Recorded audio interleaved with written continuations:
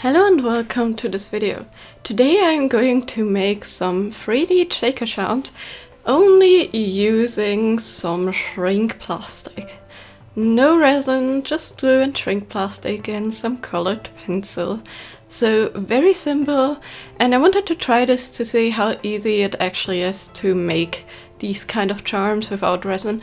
Obviously they are limited in shapes, but I think if this works, this could be a very fun little project to like show off your favorite characters or something, or make just a fun like little fidget toy. And for my theme today, I decided to go with Pokémon once again. So I started off by cutting out some circles. I cut out for each of the charms, I'm going to make sure I cut out 2 identical circles for the front and back, and then 1 circle that I hollowed out in the middle. I don't really have any like exact measurements or something like that. I just made sure that it has a decent bit of thickness to where it would still kind of hold its shape, because I know that shrink plastic, especially if it's like hollowed out and things like that, de-shapes like a lot in the oven, and I just hope I could prevent that by not like cutting out the ring too thin. In the end, I will definitely tell you that you should cut out 2 of these inner rings per shaker probably, since that just is easier to like make sure that you have the right thickness to where the shaker actually works. I sadly only noticed that later, so for now I only cut out 1.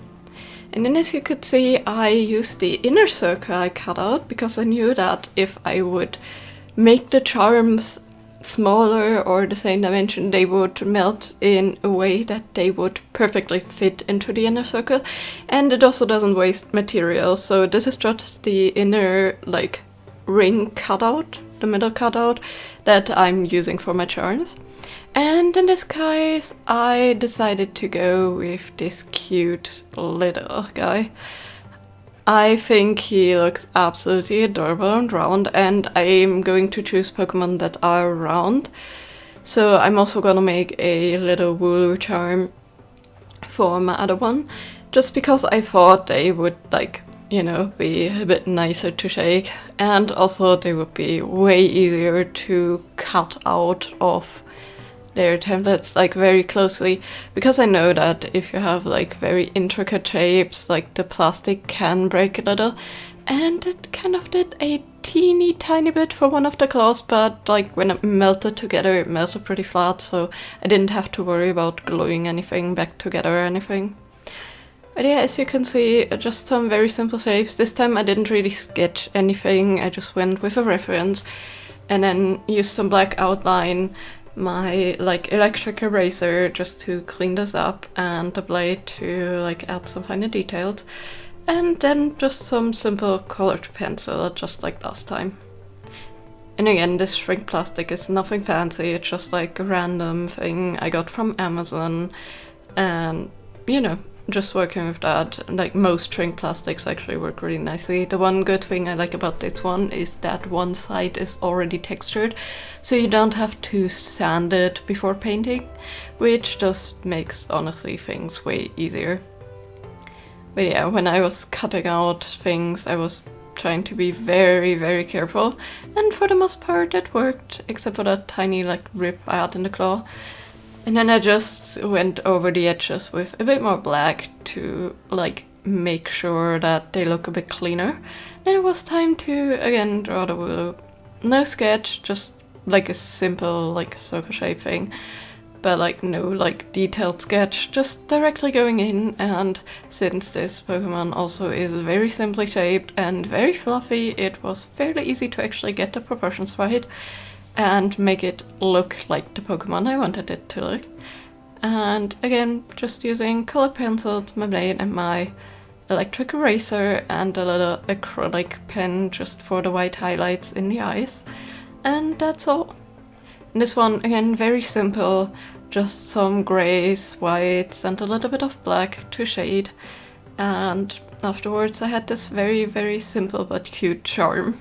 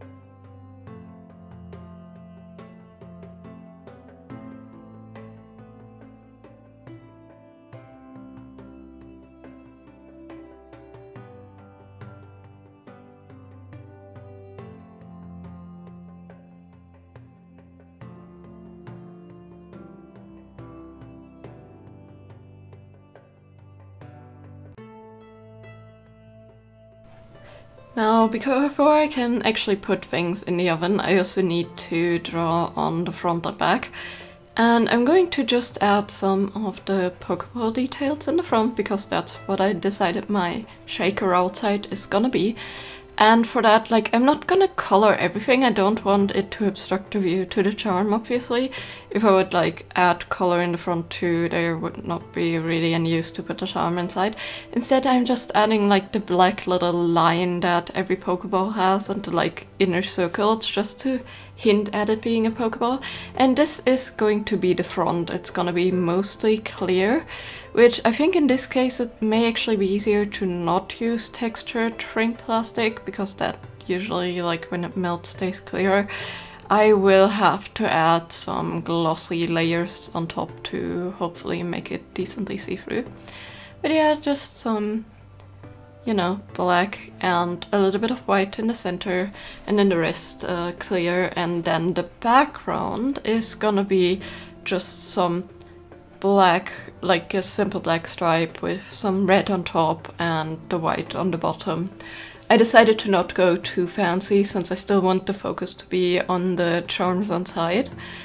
But I also, again, wanted to hint at it being a Pokeball, so the simple Pokeball with no like added decoration was, I think, my best bet in this.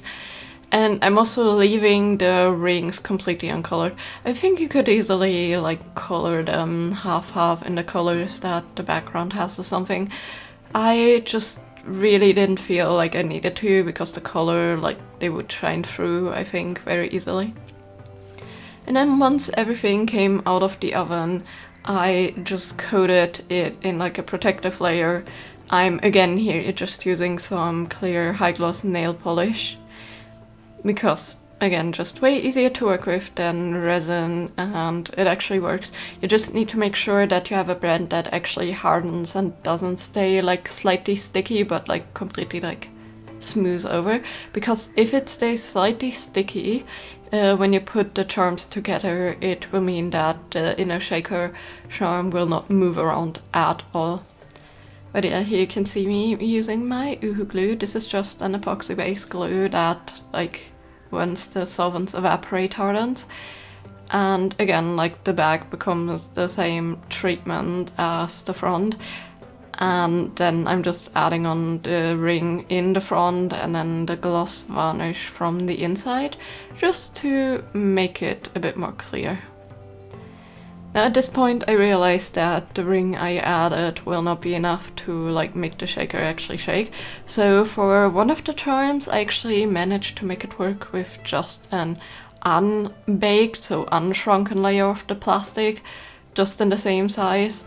And you know, that just means that it will not be like as translucent, but that's totally fine. And it will also not be as thick, but as long as the Pokemon on the inside moves, I'm totally fine with that. As for the other one, I needed to add a second one. But first I decided to sand the sides down, just to make sure that they're flush. Because I knew that when I added the second charm, like, the thickness would be too thick to actually sand things. But yeah, then once it didn't move, I just added a ring. This one I had to cut in half because it was a bit deformed and large, but in cutting it in half I managed to piece the pieces together so they actually fit. A little bit more glue and then a lot of bit more sanding to clean off the edges, and with that the charms were actually done. Now the thing with these charms is, first of all, again, the ring is misshaped, so you will have some gaps on the sides, but also again the clarity. So if you can find a shrink plastic that shrinks and stays perfectly clear, use that for the front and then just maybe like sand the parts where you want to paint specifically. But yeah, I think they're still more than clear enough, but you can definitely tell that they have texture on the inside. So you can still see the Pokemon, they're just not as clear as I wish they would be. But as you can see, they move around a lot.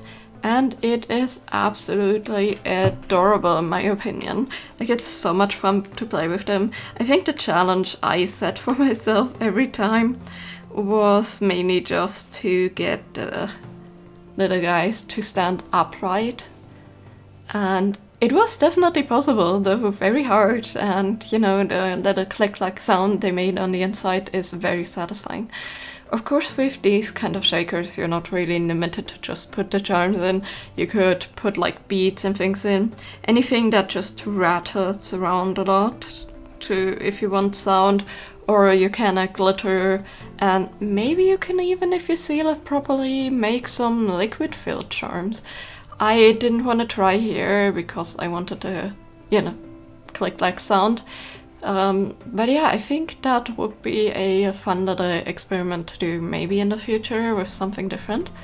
But as you can see, like, the edges aren't fully clean where the rings are. I need to definitely find a method to like keep them from deforming once they're in the oven. Maybe there's like a way to put with like an inside ring or something so they like completely evenly melt or such.